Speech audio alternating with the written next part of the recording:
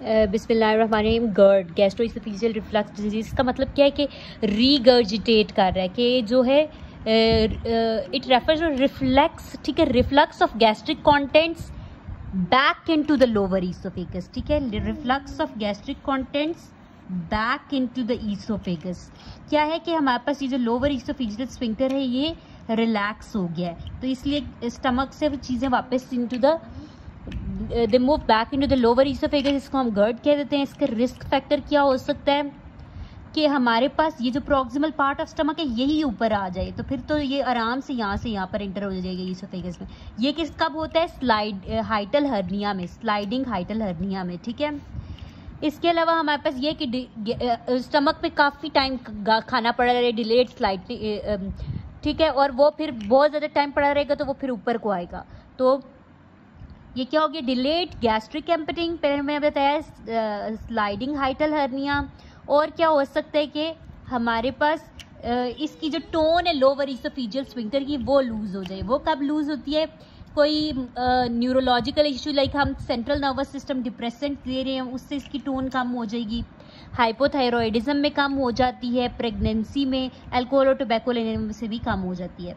Clinical features हमारे पास oesophageal symptoms आते हैं और एक्स्ट्रा ईसोफेजियल। ईसोफेजियल सिम्टम्स क्या है कि ये जब वापस आएगा इनटू द ईसोफेगस खाना तो हार्ट बर्न होगी, ठीक है, हार्ट बर्न होगी, और वो नया, तो जब ईसोफेगस में खाना पड़ा हुआ है उसको यहाँ जलन महसूस होगी और वो नया खाना आगे नहीं ले सकेगा, उसे डिस्फेजिया होगी, हार्ट बर्न और डिस्फेजिया होगी, और मुंह में भी थोड़ा बहुत जायका आएगा, उसका वाटर ब्रश, ठीक है, heart burn, dysphagia and water brush. Extra oesophageal symptom में उससे वैसे ही एक हमारे पास जो एटिपिकल चेस्ट पेन रहेगी और उसको एस्थमा और क्रोनिक कफ वाले सिम्टम्स रहेंगे और आवाज़ भारी हो सकती है, लेरेंजाइटिस वाले डेंटल इरोजन। डायग्नोसिस इसकी हमने कैसे करनी है? डायग्नोसिस ज़रा देखिएगा। सबसे पहले हम उसको हिस्ट्री की बेस पर ना दे देंगे प्रोटॉन पंप इनहिबिटर्स। उस पर अगर उसने रिस्पॉन्स ना किया तो फिर हम उसकी करेंगे एंडोस्कोपी, जो कि इन्वेस्टिगेशन ऑफ चॉइस है।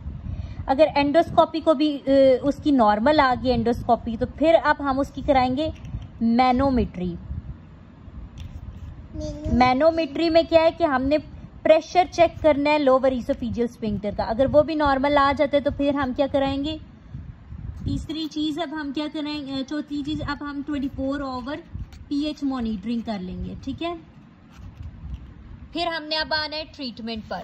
ट्रीटमेंट में हमने क्या करना है इसका कि सबसे पहले तो हम लाइफस्टाइल मॉडिफिकेशन करेंगे, उसे कहेंगे सर ऊपर करके रखे ताकि प्रेस और वेट लूज वगैरह करे, ठीक है।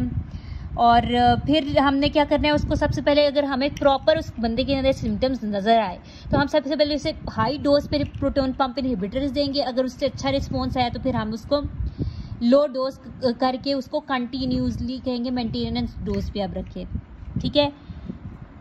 गुड रिस्पॉन्स आएगा। अगर पुअर रिस्पॉन्स आया तो फिर हम 24 आवर pH मॉनिटरिंग करेंगे। अगर 24 आवर pH मॉनिटरिंग पॉजिटिव आ जाती है तो फिर तो हम उसकी सिंपली स्टमक की जो फंडस है उसकी फंडोप्लाइकेशन करेंगे, ठीक है, वहाँ से उसको टाइट करेंगे, ठीक है। और अगर 24 आवर pH टेस्ट जो है वो नेगेटिव आता है तो फिर हम सिंपली उसको TCA डायग्नोसिस को रिकंसीडर करेंगे और उसको TCA देंगे, ट्राईसाइक्लिक एंटी डिप्रेसेंट या सेलेक्टिव सेरोटोनिन रीअपटेक इनहिबिटर्स, ठीक है। ये इसका फार्माकोलॉजिकल और ट्रीटमेंट एल्गोरिथम बताया मैंने कि प्रोटॉन पंप इनहिबिटर्स, उससे रिस्पॉन्स हुआ तो ठीक है, नहीं हुआ तो 24 नहीं हुआ तो फिर क्या है कि आपने 24 आवर यूनियन pH की, अब वो अगर पॉजिटिव आ गई तो सिंपली फंडोप्लाइकेशन करेगा, नेगेटिव है तो फिर TCA और SSRIs दें। फार्माकोलॉजिकल इसका यही है कि आप प्रोटॉन पंप इनहिबिटर्स दें या फिर H2 receptor antagonist. Proton pump inhibitor क्या कहते हैं? इनहिबिट कर देते हैं हाइड्रोजन पोटेशियम एटीपेस पंप को, और एसिड सीक्रेट नहीं होगा, रिफ्लक्स ईसोफेजाइटिस भी नहीं होगा और सिम्टम्स भी रिलीफ होंगे, साथ ईसोफेजाइटिस भी नहीं होगा। जबकि H2 रिसेप्टर एंटागोनिस्ट जो है ये हमारे पास वर्क करते हैं। ये बेसिकली H2 रिसेप्टर एंटागोनिस्ट जो है वो क्या करते हैं इसमें सिमिटोडीन, रानिटिडीन वगैरह आते हैं, ये जाकर बाइंड कर देते हैं विद, ठीक है, ये ब्लॉक करते हैं हिस्टामिन रिसेप्टर्स। अगर ये हमारे पास पैराइटल सेल के ऊपर, ये पैराइटल सेल है, इसके ऊपर हिस्टामिन रिसेप्टर है, सिमिटोडीन और रानिटिडीन आकर इसको ब्लॉक कर देते हैं और इनको ऊपर हिस्टामिन को बाइंड नहीं होने देते। हिस्टामिन अगर बाइंड करता है तो ये हमारे पास एसिड सिक्रीशन कराता है, हिस्टामिन बाइंड नहीं होगा, एसिड सिक्रीशन होगी। तो इस तरह से हमारे पास जो GERD वाले सिम्टम्स है वो कंट्रोल हो जाएंगे, लेकिन ईसोफेजाइटिस फिर भी होगा, ठीक है।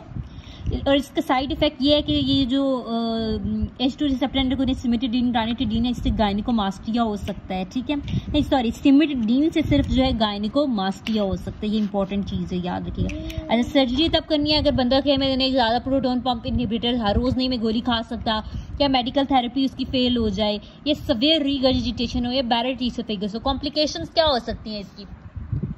GERD है तो GERD की क्या कॉम्प्लिकेशंस हो सकती हैं? ऊपर बार बार आएगा, ईसोफेजाइटिस हो जाएगा, ईसोफेजाइटिस हो सकता है, ब्लड लॉस होकर आयरन डेफिशिएंसी एनीमिया हो सकती है। इसके अलावा बैरेट ईसोफेगस और benign oesophageal sphincter, Barrett oesophagus और बिनाइन ईसोफेजियल स्फिंक्टर हो सकता है, गैस्ट्रिक वॉल्वुलस भी हो सकता है। Thank you.